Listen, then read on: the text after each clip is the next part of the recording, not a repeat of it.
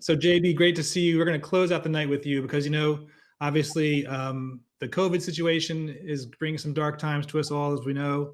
The summer was intense.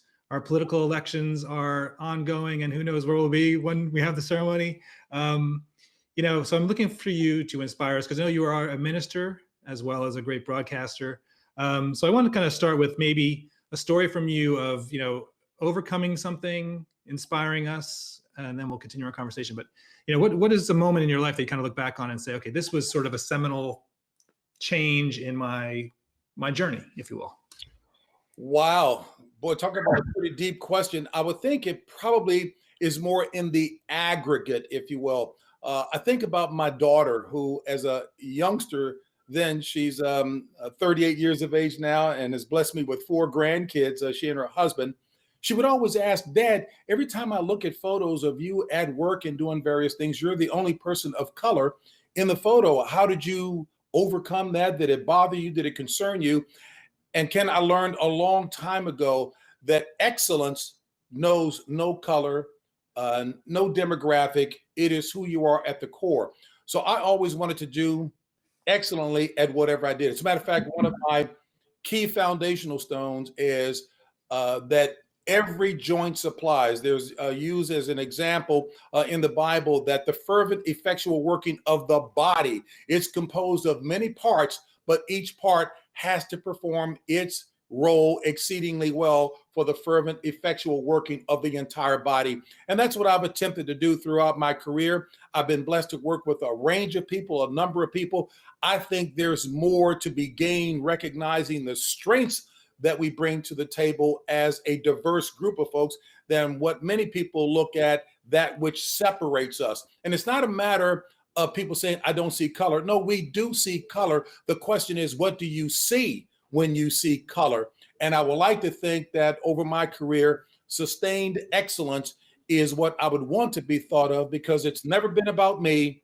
It's always been about those with whom I work and trying to pull out and elicit the best for them for an excellent end product. And that's whatever the telecast is. Right. Gotcha. So this past summer, I want to reference some words that you said during some of the CBS PSAs during the return of golf, which obviously, as a big golf fan, it was great to see live sports, and it was important for the CBS team across the board, everybody who works for CBS, the production people, everybody.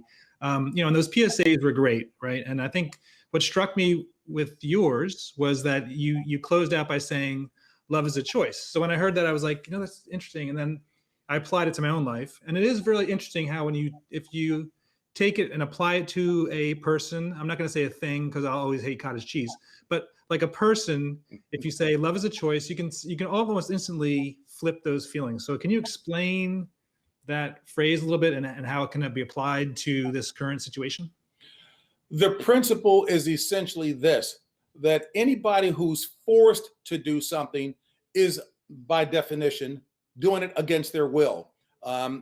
There's got to be a desire to want to engage in whatever it is you are pursuing.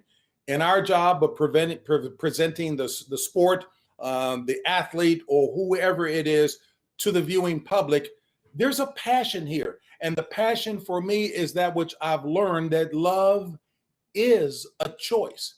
That makes perfect sense.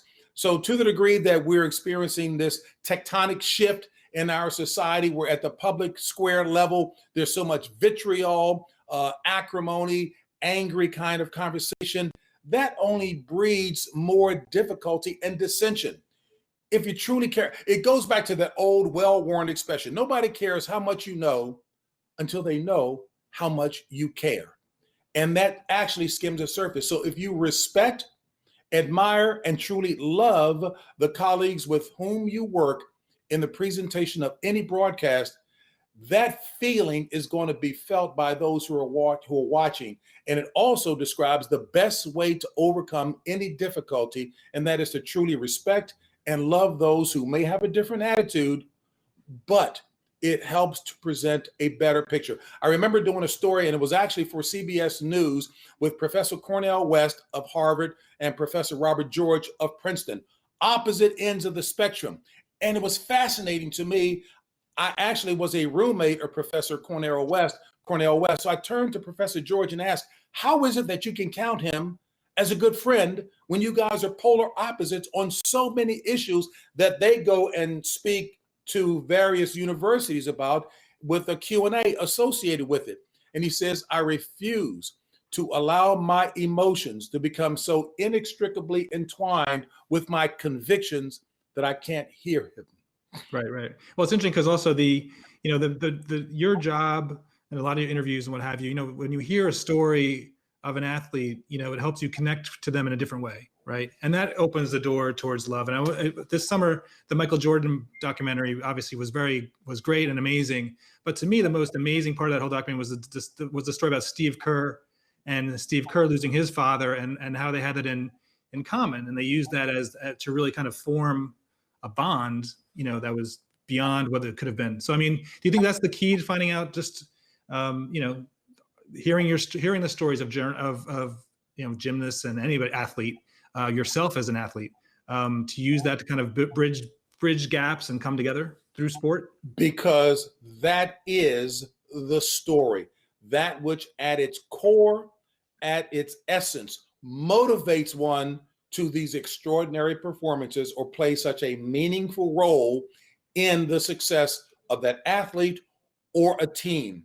You hear all of the cute expressions that you can enjoy success if nobody cares who gets the credit.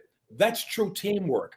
When I think about the people with whom or about whom I was reporting, I always wanted to know what the story was behind the athlete, because to the degree that you share that, the audience can then connect or relate. Look, perhaps one of the most fascinating stories I've ever done in all of my career, 35 plus years, is when I went to climb Mount Kilimanjaro with a group of Special Olympians, 12 Special Olympians, whose passion in climbing that mountain to the top was to show that the drive and determination and success orientation of those athletes was just as real and to be commended as able-bodied athletes. And it's one of the few stories I cried afterwards because they accomplished the goal and the mission. And thankfully, Mike Tolan, certainly a very big name now in production circles, the show won an Emmy, and it was called Let Me Be Brave, a Special Climb of Mount Kilimanjaro. It was the stories behind these kids that drove them to do that so that the world could embrace them, as well as the heroics of able-bodied athletes. Sure. And it's those kind of stories that got you into the Hall of Fame. So thanks, JB. Wow. Well, that's good to hear. I hope that's the case. I'm too dark to blush, but I'm truly humbled to be, when Ken Agard called me, he thought maybe something had happened with the phone connection, because for at least the first 45 seconds, I couldn't say a thing, Ken. Right. That's really touching. I mean, I got to say, on behalf of the whole entire staff of SVG, we are all not from the broadcast industry. We are journalists by trade. So this is one of the most rewarding things to meet people like you and talk to you and make you happy is a wonderful thing. So congratulations again. And we hope to see you. We will definitely see you next December. And again, thanks to all of you. I'm humbled and graciously accept this, but I've had a lot of people behind me pouring into me whom I love. Excellent. Awesome. Thanks, JB. Be well.